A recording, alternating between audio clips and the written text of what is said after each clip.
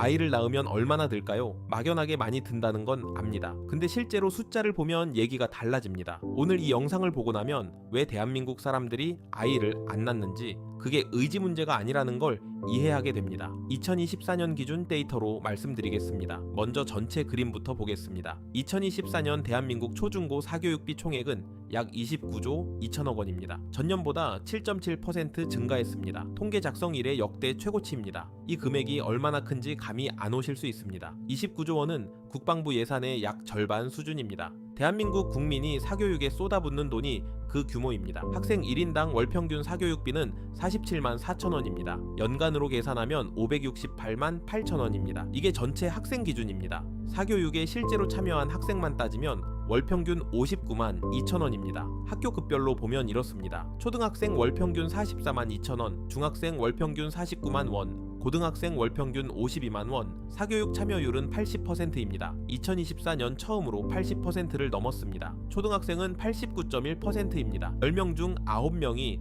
사교육을 받고 있습니다. 주당 사교육 참여 시간은 7.6시간입니다. 학교 정규 수업 이외에 매주 7시간 넘게 추가로 공부하고 있다는 겁니다. 여기서 이상한 숫자가 하나 있습니다. 2024년 초중고 전체 학생 수는 약 513만 명입니다. 전년보다 약 8만 명, 1.5% 감소했습니다. 학생이 줄었습니다. 그런데 사교육비 총액은 오히려 역대 최고치를 기록했습니다. 학생은 줄었는데 사교육비는 늘어난 겁니다. 이게 어떻게 가능할까요? 1인당 쏟아붓는 돈이 더 많아졌기 때문입니다. 아이가 줄어드니까 한 명에게 더 집중하는 구조입니다. 학원비가 매년 물가 상승률을 훌쩍 뛰어넘는 속도로 오릅니다. 최근 10년간 OECD 국가별 사교육비 상승률을 보면 한국이 연평균 외에서 7%대로 가장 가파른 증가세를 보였습니다. 왜 이렇게 될까요? 크게 세 가지 이유가 있습니다. 첫째, 입시 불확실성입니다. 고교학점제, 정시 확대, 내신 구조 변화, 제도가 바뀔 때마다 불안해진 학부모들이 더 많은 사교육을 찾습니다. 둘째, 의대 증원 효과입니다. 2024년 고등학생 상위 10% 이내 학생들의 사교육비 증가율이 다른 구간보다 가장 높았습니다.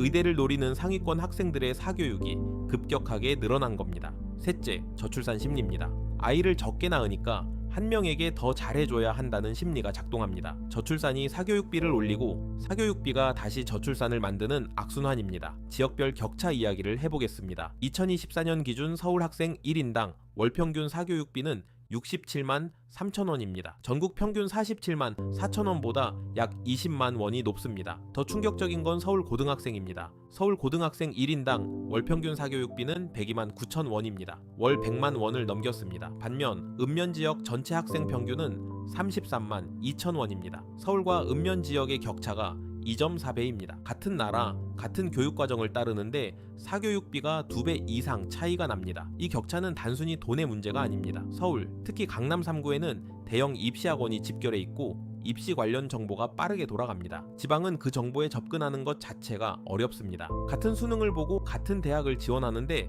출발선이 다릅니다. 태어난 지역이 교육 기회를 결정하는 구조입니다. 시도별로 사교육비가 가장 높은 곳은 서울 67만 3천 원, 전남 27만 9천 원, 전북 30만 2천 원. 서울과 전남의 격차는 2.4배입니다.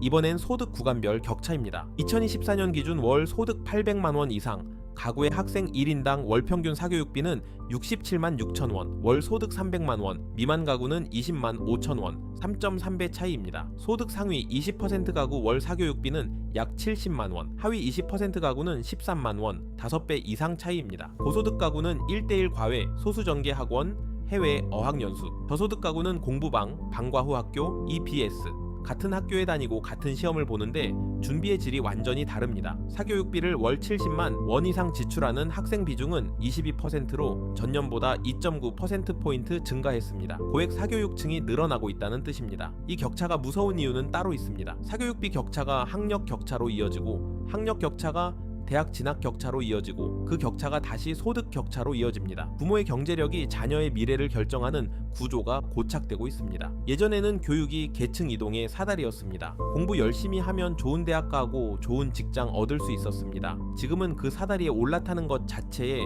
돈이 필요한 시대가 됐습니다. 파트 5. 대학까지 키우면 실제로 얼마나 드는가? 자, 이제 가장 중요한 계산을 해보겠습니다. 아이 한 명을 낳아서 대학을 졸업시키기까지 실제로 얼마나 드는가입니다. 사교육비만 계산해도 이렇습니다. 초등학교 6년, 중학교 3년, 고등학교 3년, 총 12년간 사교육을 받는다고 가정합니다. 전국 평균 월 47만 4천원 기준으로 계산하면 12년간 사교육비만 6,825만 6천원입니다. 서울 기준 67만 3천원으로 계산하면 12년에 9,691만 2천원입니다. 사교육비만 거의 1억 원입니다. 여기에 기본 양육비가 있습니다. 식비, 의료비, 주거 추가 비용, 대학 등록금과 생활비. 보건사회연구원이 계산한 자료를 보면 아이를 낳아서 대학 졸업시키기까지 약 22년간 총 양육비가 3억 원이 넘는 것으로 나왔습니다. 이건 몇 년 전 물가 기준입니다. 2019년 물가 기준으로 평균적인 선택을 하면 약 6억 5천만 원이 나왔습니다. 최소한으로 계산해도 4억 원, 현재 물가 상승률을 반영하면 5억에서 7억 원 수준입니다. 전체 근로자 중위 연봉이 3,336만 원입니다. 아이 한 명을 대학 졸업시키는데 중위 연봉으로 15년에서 20년치가 필요하다는 겁니다. 여기서 끝이 아닙니다. 대학원, 취업준비, 독립 전까지의 지원, 이걸 다 포함하면 숫자는 더 올라갑니다. 그리고 이게 한 명 기준입니다. 2024년 대한민국 합계 출산율은 0.75명입니다. 여성 한 명이 평생 낳을 것으로 예상되는 평균 아이 수가 0.75명이라는 겁니다. OECD 평균은 1.51명, 한국은 OECD 국가 중 압도적 꼴찌입니다. 서울의 합계 출산율은 0.58명입니다. 사교육비가 가장 비싼 도시의 출산율이 가장 낮습니다. 이게 단순한 우연일까요? 2025년 자녀 육아 인식조사에서 출생아 수 감소의 가장 큰 이유가 무엇이냐고 물었습니다. 1위가 자녀 교육비 등 경제적 부담 증가 53%입니다. 2위 주거 비용 상승 41%, 3위 청년 고용 불안 35%, 교육비 부담이 압도적 1위입니다. 학계 연구도 이를 뒷받침합니다. 7년부터 2023년까지 전체 출산율 하락의 최대 22.3%가 교육비 부담으로 설명된다는 분석도 있습니다. 정부는 2006년부터 2020년까지 저출산 관련 예산으로 380조 원을 썼습니다. 그 돈으로 출산율을 올리지 못했습니다. 왜냐하면 현금을 쥐어줘도 아이를 낳고 난 뒤에 들어가는 교육비 걱정이 사라지지 않기 때문입니다. 아이를 낳는 비용이 문제가 아닙니다. 낳고 나서 키우는데 드는 돈이 문제입니다. 그 돈의 상당 부분이 사교육비입니다. 이 구조가 계속되면 어떻게 될까요? 학생 수는 계속 줄어듭니다. 2024년 초중고 학생 수 513만 명, 출산율 0.75명이 20년 후에 학생이 됩니다. 지금 추세라면 학생 수는 계속 감소합니다. 그런데 사교육비는 오히려 오릅니다. 학생이 줄수록 1인당 투자가 더 늘어나는 구조이기 때문입니다. 아이가 귀해질수록 더 많이 쏟아붓습니다. 이 비용이 부담스러운 사람들은 아이를 낳지 않습니다. 아이를 낳지 않으니 학생이 줄어듭니다. 학생이 줄어드니 1인당 사교육비가 더 오릅니다. 그게 다시 출산을 막습니다. 악순환이 반복됩니다.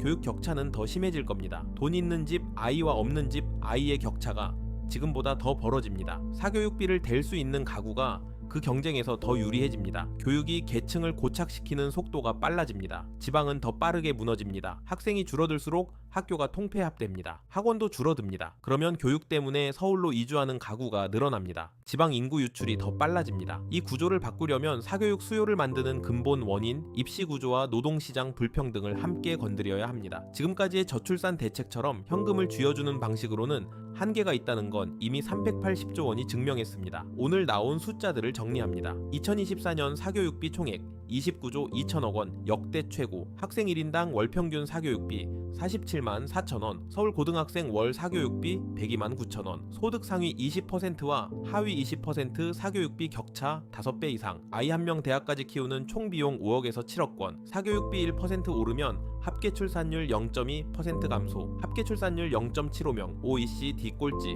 서울 합계 출산율 0.58명. 그렇다면 어떻게 해야 할까요? 아이를 낳고 싶다면, 아니면 낳을 계획이 있다면 이 숫자들을 모르고 시작하는 것보다 알고 시작하는 게 낫습니다. 사교육을 얼마나 시킬 것인가, 어떤 지역에서 키울 것인가, 아이의 교육을 위해 어떤 수입 구조를 갖출 것인가, 월급 하나로 이 모든 걸 감당하기 어렵다는 걸 숫자가 보여주고 있습니다.